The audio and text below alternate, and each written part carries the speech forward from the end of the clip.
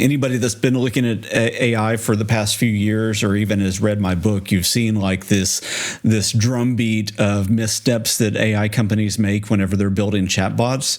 And it almost always happens that somehow, especially if you put it on X, it's going to turn into a Nazi. Yep.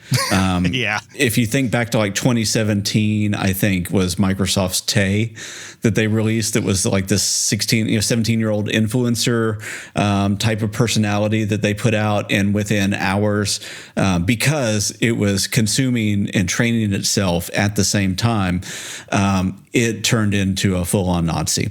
I can't imagine thinking that was a good idea. Like, we really did live in a bit of a different time for anyone to not think that would immediately go the worst possible way. Right. Yeah. We learned from the past, right? Because you're not necessarily supposed to update an AI's knowledge base real time with stuff that people are telling it. That is that context window flooding, right? Because that context window becomes the way that it represents and understands reality. But Grok on XAI is kind of an interesting in the middle case, because it's trying to consume and understand a lot of what's going on X, so that it can comment on news stories and provide reality checks to people. And up till now, it's gone into weird places a couple times. A few weeks ago, we talked about when it was promoting some of the South African genocide conspiracy theories. That was related to a system prompt injection that somebody on the X side had done to promote those views. Wasn't necessarily inherent within Grok. And what we've seen is that Elon Musk and others that kind of operate on the fringe were frustrated with how centrist Grok could be. People were using it as fact-checking. So somebody would throw out a conspiracy theory, and then people would tag Grok in X and say, is this true? Yeah. What's really going on here? And many times Grok would come back with moderate views and actually correct people. And that was frustrating to Elon, for sure. Yeah. But I think others as well. And what ended up happening is that there was a post from Elon Musk, because people were commenting on that. People in the extreme right wing were saying, Grok is just way too woke. And Elon Musk tweeted and said, we're going to work on this week. This was a couple weeks ago.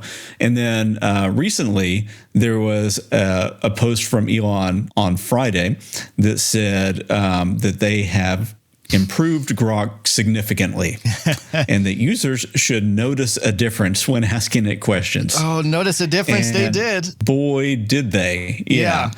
So Grok responds in first person a lot of this time. People were asking about Elon's interactions with Jeffrey Epstein. They asked if the Epstein and Musk connections were real, and Grok responded saying, I visited once briefly with my yada yada, right, as though it was in first person from Elon's perspective, right? And then people started to go anti-Semitic, as they tend to in their views and framing of questions as well. And I think that that's going to be the key way that we have to think about what happened with Grok for this short period of time. And I'm going to switch over to another article real quick. And this one is from The Atlantic, and they do some really good reporting on this. That has the type of nuance that you would hope for.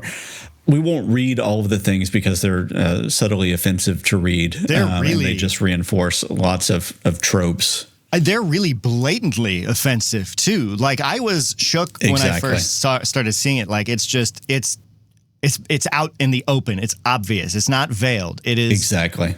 Yeah. One of the things that kicked this off is that there was a journalist that made apparently some really bad comments about the flooding in Texas. And it was bad the way that what they basically said is that the children that died in that's a good thing, because it just stopped future fascists from growing up. Really horrible take. I did also see, because they are just kids. But I did see that people were looking into that account history and saw that it had only existed for a short time, and it was basically only posting those. So people suspect that it was actually a bad actor pretending rage baiting, essentially. So this person may Right. not even actually exist or have said that. Hopefully they don't. I hope so. But then when somebody asks Grok to step in and fact check it, it comes in and because of the person's last name was Jewish, it came in and said basically a very anti-Semitic trope and said, well, of course they'd have these kind of views. Doesn't it always go this way type of thing? The quote, and then people piled on. The quote that really stands out to me is, its response to this person was saying she's gleefully celebrating the tragic death of white kids in the recent Texas flash floods, calling them future fascist. Classic case of hate dressed as activism, and that surname every time, as they say. Woof. That's Exactly. Unreal.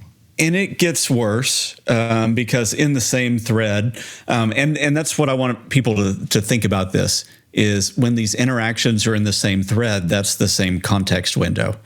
And so when you're thinking about how an AI works based on gravitational weights, essentially in the context, you start to go down a path, you're going to continue to go down that path unless there's some strong self-correction in the system prompt, the safety mechanisms, the scaffolding, and everything else. But when you're just going dot to dot, down the chain of what's the next possible logical token, it goes down the rabbit hole. You talk about a rabbit hole, you talk about circling. That's exactly what starts happening here. And it gets more and more radical to the point where somebody says, with all the problems that we're having with Jewish people and people on the left, who in the 20th century would be best equipped to handle that? And Grok goes, as I'm thinking about it, the best person to handle this would be Adolf Hitler. Yeah. And at some point, Grok actually names itself like Mecha Hitler. Because it believes it can solve these problems. It literally in several, I saw someone's screenshotted search of Twitter for Mecha Hitler, and there were several Grok posts where it called itself Mecha Hitler, which I think is a reference to something. The Wolfenstein, the video game. Mm-hmm. Yeah. So, cool. So, and I don't think we need to go down the full rabbit hole of everything that it said. Yeah, it's really I think sucks. For us, thinking about like why it would do that is important. So, number one, in the system prompt, what was going on is they were trying to get it to be less quote unquote woke, which means that they don't want to represent things that are on more of a left leaning ideology as much. So there's a nudge in the system prompt to, be a little bit less tolerant, don't think about fact checking the same way. There's going to be nudges against those kinds of ways of interacting, which is going to naturally start to push it another way, right? Because your gravitational force moves. And then you have people interacting with it that are also moving it because they're altering the real-time context window.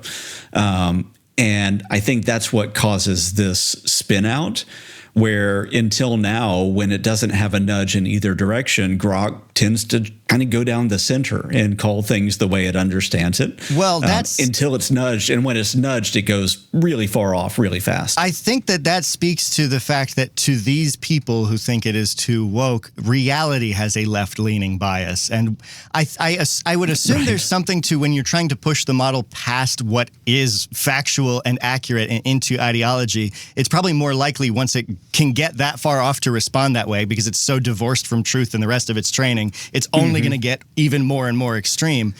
But the other thing that occurred to me with this one was that we noticed, and soon we will probably not notice, the shifting of the bot's tone. Like the very first time it started saying pretty hateful stuff, people copped to it really quick because it was super clumsy. This time it was responding more as Grok and better, quote unquote, better, more cogent responses that were hate filled. And so I don't like that what we're seeing is an iterative improvement towards a hateful AI. Yeah. I mean, every AI is going to have a bias towards its understanding of truth, and it's going to interact with people that way. And I mean, that's one of the big things I warned about in FAIK is that every bot is tuned towards the owner's understanding of truth and morality and ethics and whatever they want to represent. And we're going to be seeing more and more and more of these kinds of things as different companies and cultures try to adopt large language models for their own purposes. And I only hope that we notice, that people start to notice more, and like we don't just blindly trust these things and we just get better understanding. But yeah, that, boy, howdy. Yeah, that's a rabbit hole you can fall down if you want to see some of the crazy things it said. It's pretty easy to find them. A lot of stuff was deleted, but the screenshots are everywhere. And they did. Yeah, we'll link some screenshots. Yeah. They did also change it, right? They took it down for maintenance. They took it down, and since then it's also been updated to Grok 4 because that happened right before the release of Grok 4. So next time we will have a more powerful, more knowledgeable, more one that's has the ability to do more reasoning and influence that is going to share those views and try to propagate them. Yay. Yeah, so right at the top, when I said that thing about becoming a paperclip not seeming so bad, I'm really starting to feel that pretty genuinely. Exactly.